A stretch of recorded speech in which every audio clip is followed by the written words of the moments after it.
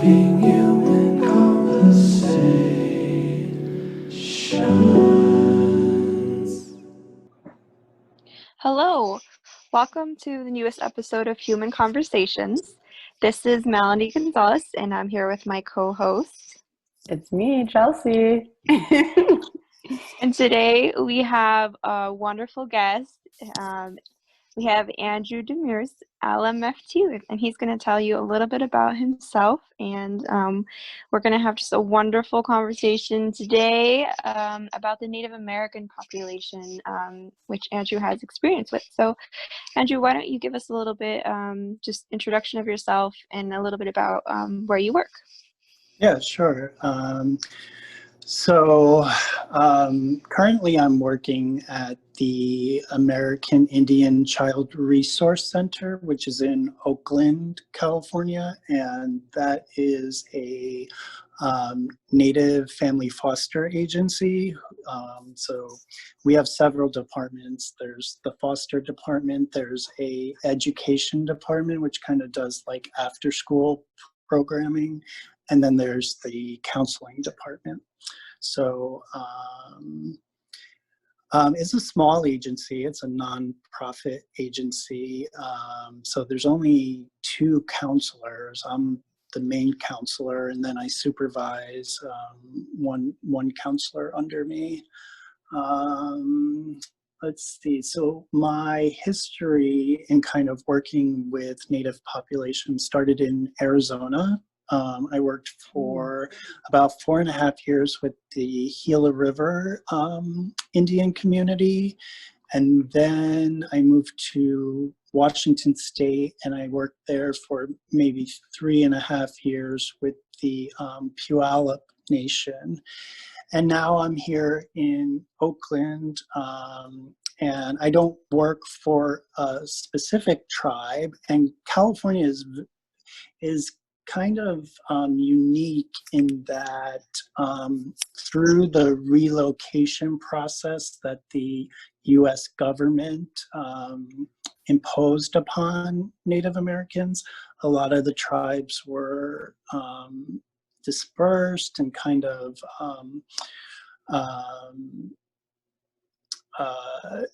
there's a real diversity in California. There are specific tribes in California, but then again in like urban areas, there's not as many like a specific tribal entity, I would say. At least not in Oakland.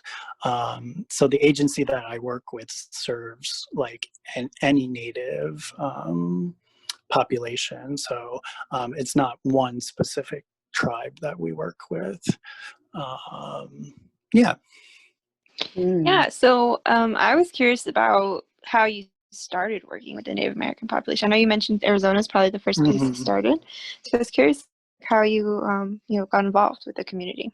Yeah, so when I moved to Arizona, I did my master's outside of Pittsburgh in Western Pennsylvania, my master's in marriage and family therapy. And then I moved to Arizona because my family was living there.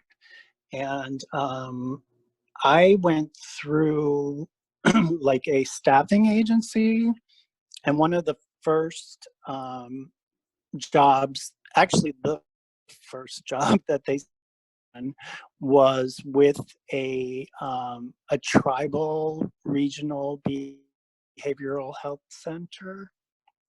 And so initially I was a contract worker and I was doing case management, but eventually I was hired full-time, and then I moved from case management into counseling.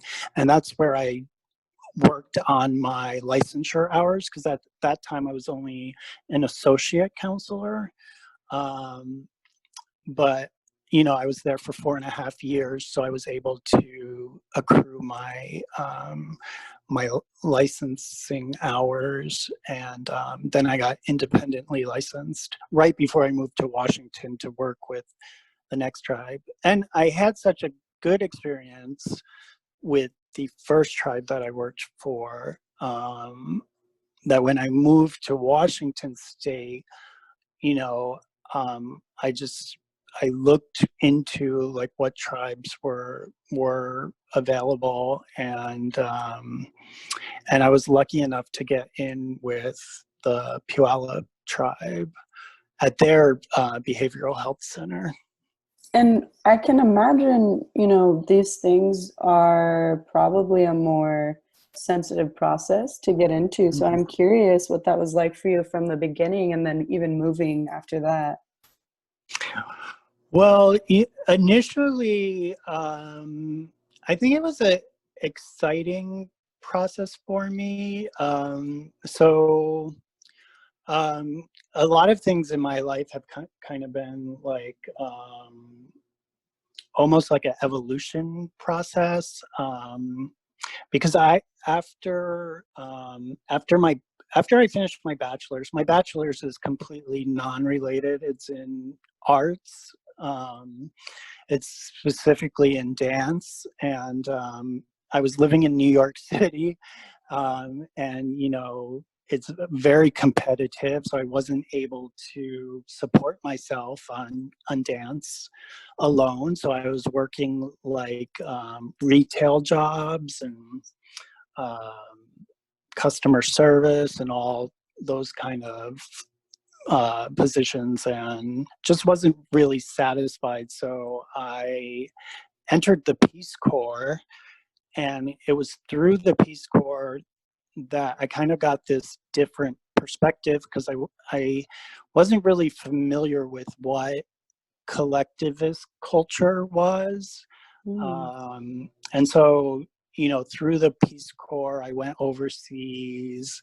I kind of learned about collectivism. And so when I got out of the Peace Corps and came back, I actually ended up, so what I did in the Peace Corps was I taught English, but when I got back, I started teaching in the States, because that was like the next step. But all throughout my bachelor's process, I was in counseling myself. I had traumatic childhood experiences. I had one sister that passed away, and she went through a pretty tragic accident that caused her to be brain damaged, and I was very young at the time. So that whole experience, and then my parents got divorced, and so a lot of trauma.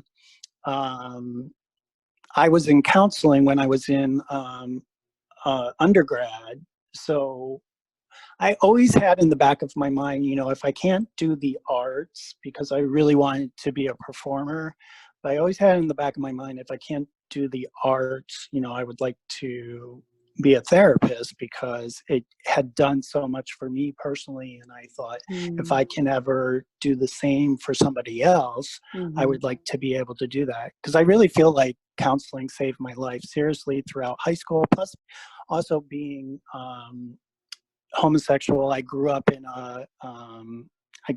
a Catholic home. I was raised in the church, and so at that time, and this is like in the 80s and early 90s, there wasn't a lot of acceptance for the gay community, and so yeah, counseling really saved my life, because as a early adult, I had a lot of suicidal ideation, and so yeah, it made a huge difference. And so I always thought that would be my direction if it wasn't the arts. But coming out of the Peace Corps kind of got delayed a little bit. But I still see it as that was just the natural evolution, because I taught in the Peace Corps. So then I ended up teaching in the States for several years. But I taught in a school in Brooklyn, probably the lowest performing school in terms of academics. I taught in a really poor neighborhood. And so, you know, with a lot of crime and probably substance addiction. And what I noticed with the kids, you know, learning about Maslow's hierarchy of needs, like they weren't going to excel academically because their basic needs weren't being met. Like 99% of the student population was on like the free lunch program. So like the school was trying to meet like all of their needs. You know, the kids would come there for breakfast and for lunch, and some of them would stay into, you know, they had after school programs. So some, you know, a lot of the kids were getting all of their needs met through the school. When you're trying to meet basic needs, it's hard to meet higher level needs. And that's when I started thinking, like, you know, what about the emotional needs? And that's when I started thinking again about like counseling. And I never thought that I was a great teacher to begin with. Because I'm very much, I don't know, I like to think of myself as like a left-brained kind of person. Like I enjoy creativity and that stuff, but I'm not very structured. I don't have like those are the skills I really long for. But that's also another reason why counseling, I feel, kind of lends itself to my skill set, because, you know, it's smaller, you know, it's either individual or, group, you know, small groups. And, so I feel like it fits my abilities a little bit better than teaching, especially, I mean, teaching at the elementary level. You know, if the, I need to work with people who are somewhat semi self-sufficient. So, and I say that because I'm now in my doctoral for MFT program and thinking about teaching maybe at the college level after I finish school. But I'm sorry, I feel like I'm rambling. No, that's okay. I was gonna say, you kind of, when I'm listening to you tell your story, share your story, I'm thinking about how you're still kind of in this artistic healing space. And I remember, because the way we know Andrew DeMers is through school as well. So I remember you were left-handed, and we talked about like being, I think it's the right side of the brain that's artistic, and yeah, and that's right. Yeah, so I'm creative. right-brained. Yeah, and so it makes sense that you'd feel called to still be in this artistic, creative.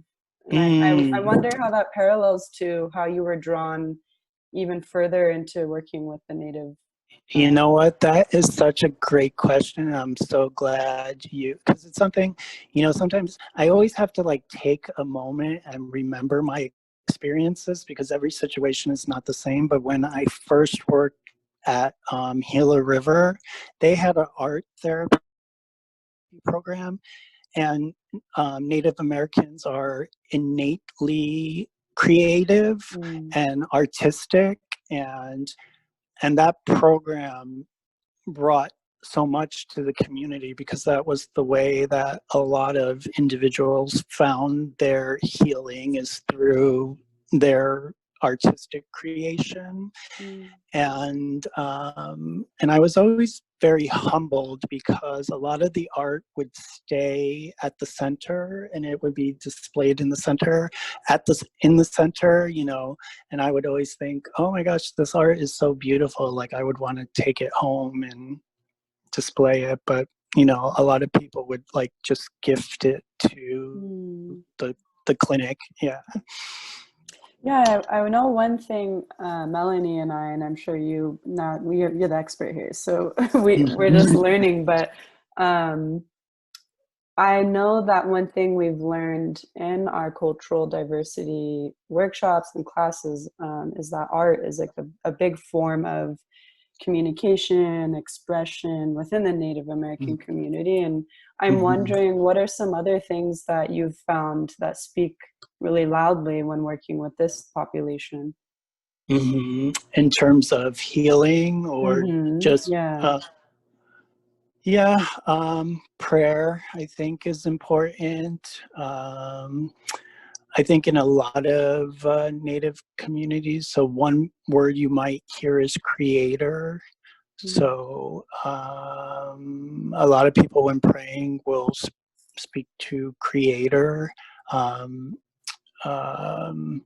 And I guess that's the terminology, so there will be like generalized terms, but every tribe had their own language and their own words for a lot of things.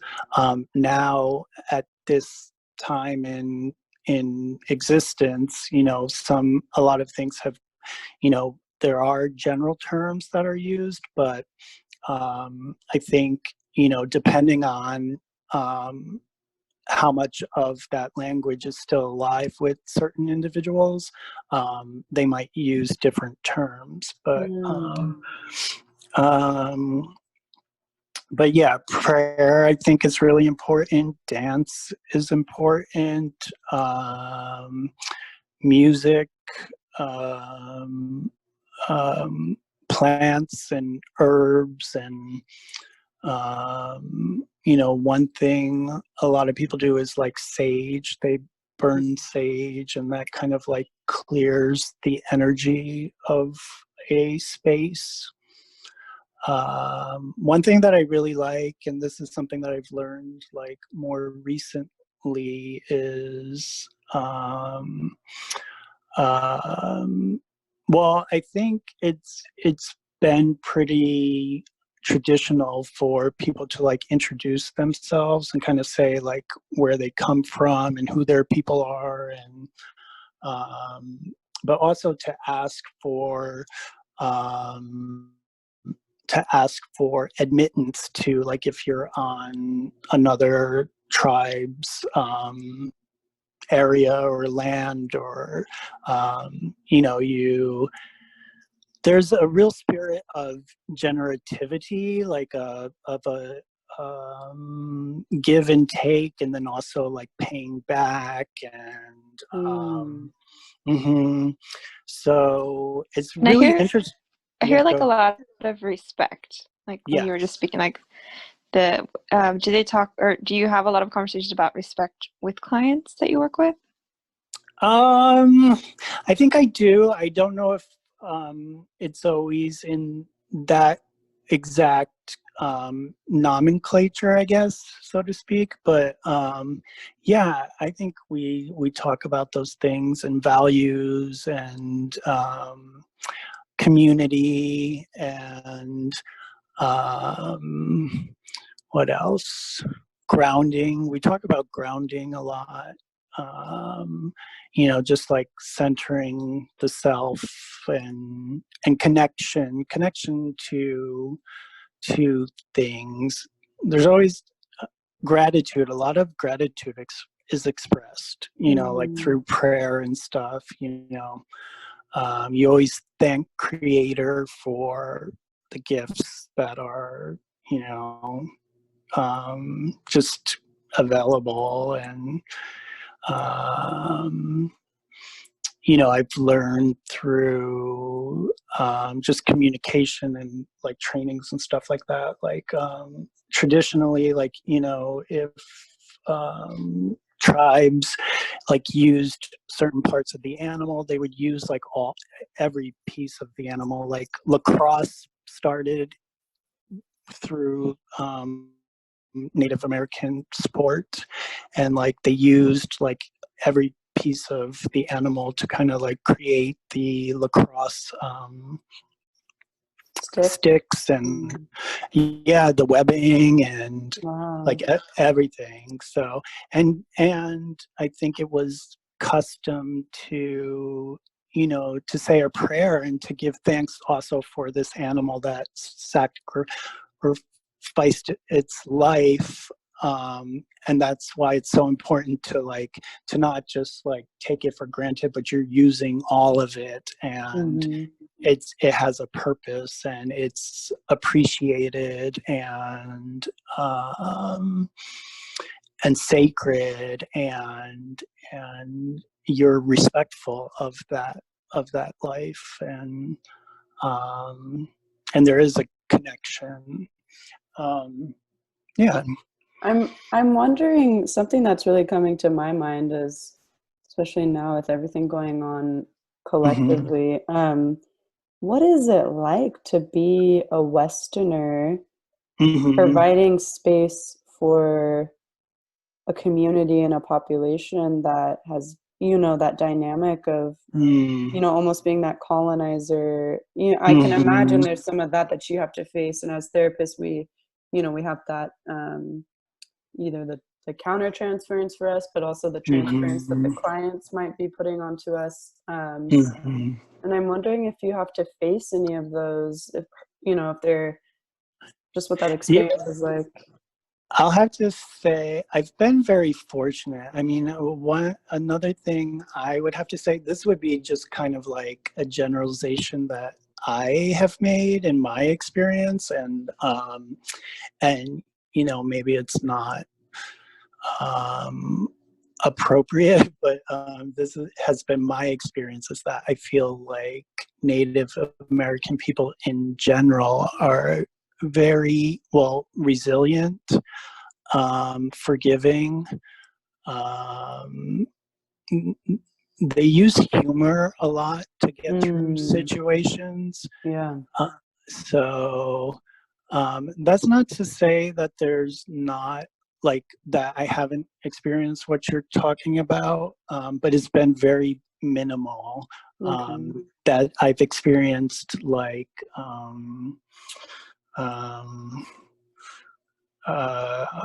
just kind of where it would take more effort to kind of work through some of those like issues. Hesitation or Right. Yeah, I would have to say in general, probably 95% of my experiences have been very positive and very easy. Not to say that we have solved complex issues, but there's the willingness, I feel like, and the relationships are there. I feel like I've had good relations with most of the people, the majority of the people I've worked with, and I think that's what keeps me wanting to work with Native communities. Oh, thank you for sharing that. Yeah. I was curious about, we talk a lot on our podcast about sexuality and gender identity, and I was curious how sexuality and gender identity are looked at in the community, and maybe you can share from your experience with working with them. Yeah, so it's interesting because there's effects of colonization. So most tribes pre-colonization had multiple genders, and every tribe is unique and it's its own tribe. So as much as possible, I guess I should preface things with,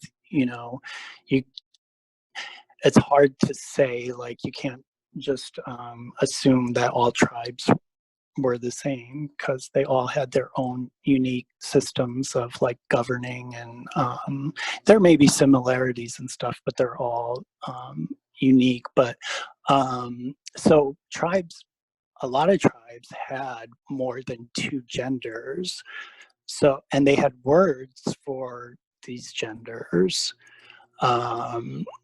So they didn't think of things in terms of binary, and it was colonization that changed that. So a lot of tribal members might not know the history, or maybe view things from a colonial mindset, I guess, and may not know that tribes were more accepting, traditionally, were more accepting of diversity. And not only accepting, but oftentimes revered. Like in a lot of tribes, if a person was, the modern term for it is two-spirit, but that's a modern word, and it didn't exist in pre-colonial times, because, as I said, like tribes had their own words for things. But there became in modern times this movement to reconnect to those teachings, and so they came up with this word two-spirit as kind of like a blanket term. And some people don't relate to that term or don't feel that that term fits. So there's, there's freedom, I guess, to use other terms, or, if a person feels they don't connect to the two-spirit terminology. But the general term now is two-spirit, and that's a person that embodies both female and male essence, or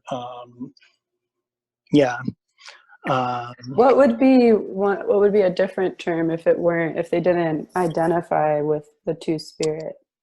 Some people actually might use Western terms like lesbian or gay or transgender, or so they might use Western terms. They might use the terminology of their people, a specific tribal language.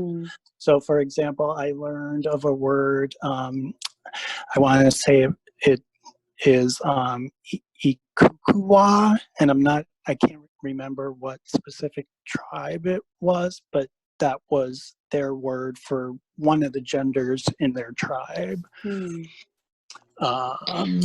you mentioned that I think you were about to talk about how some people who maybe identified as more two-spirit or along those maybe terms, they used to be revered, or yeah. So in certain tribes, for example, if something happened to a child's parents, where they couldn't care for the child, or they were, if they passed away, or something happened, oftentimes it was the two-spirit person that would take care of the child after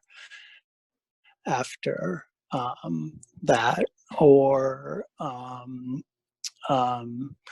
they were viewed as being holy, almost like holy is kind of the word that I'm thinking of, because they possessed both male and female. See, from a Western perspective, uniqueness sometimes might be like denigrated.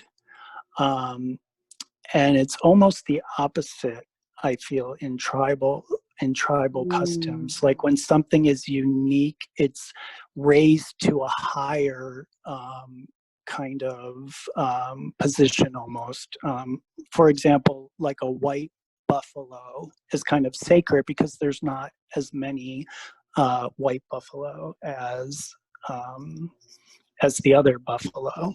So it's the same with the two-spirit person. They were venerated because it's a special position in the community.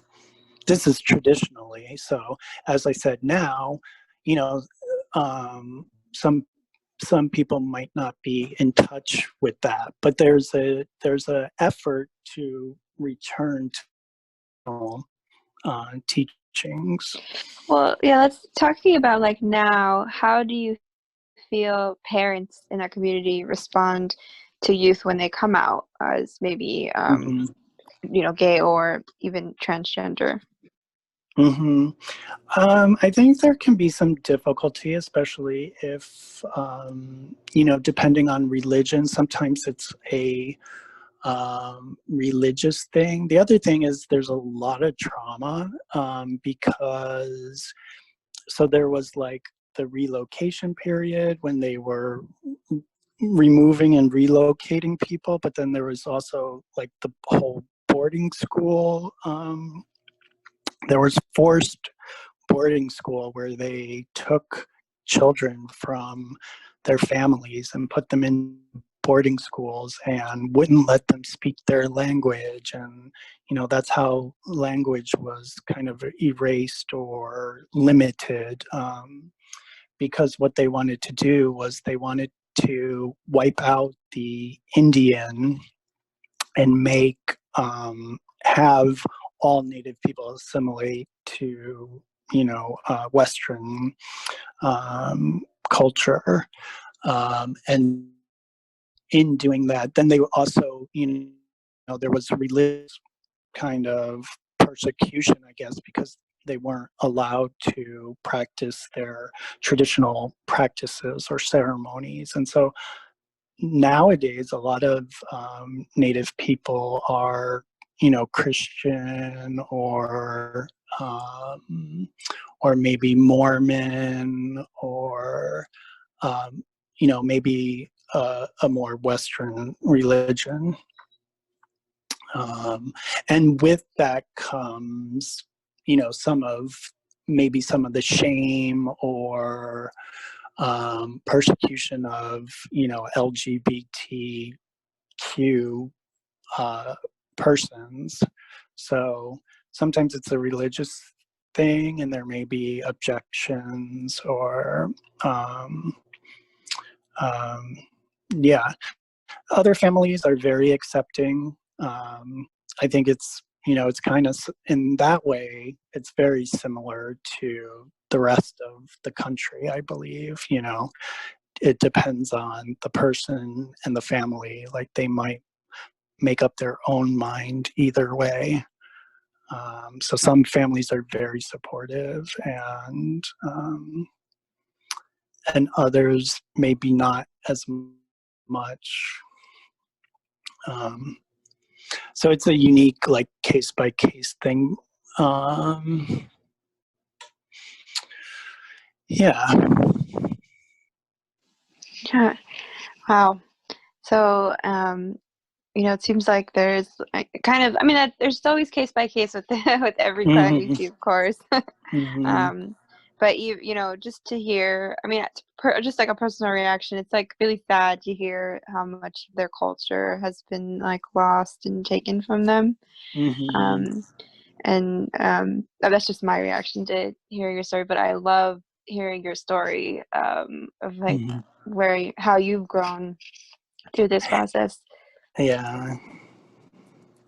Yeah, I have. I've learned a lot. When I was in Arizona, they had kind of like a cultural. The other thing I learned was, okay, so traditionally in Native societies or Native communities, the culture was kind of like a circle. It was circular and non-hierarchical, unlike Western culture, which is linear and hierarchical. So everybody played an important role in the community and had equal standing in the community. Gosh, I'm learning so much. I'm learning new things every day. Like, I learned that, the founders of America, in quotes or whatever, quote unquote, America, borrowed. Yes, exactly. Yeah.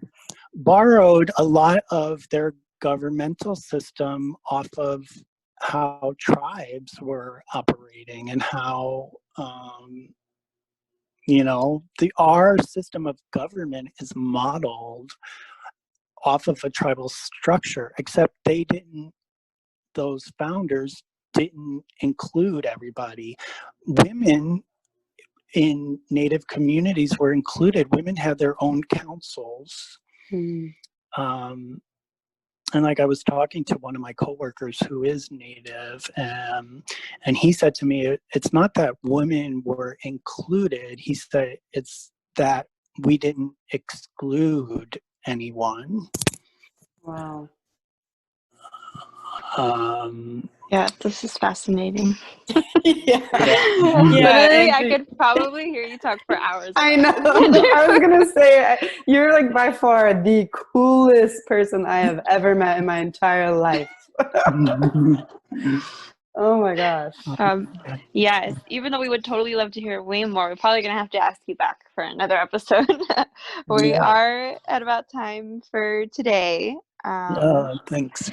But thank you so much for So sharing. much. Yeah, yeah.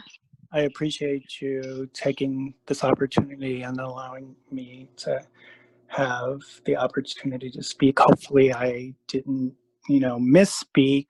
I'm trying to share just what I have learned without hopefully, putting a biased spin on it. But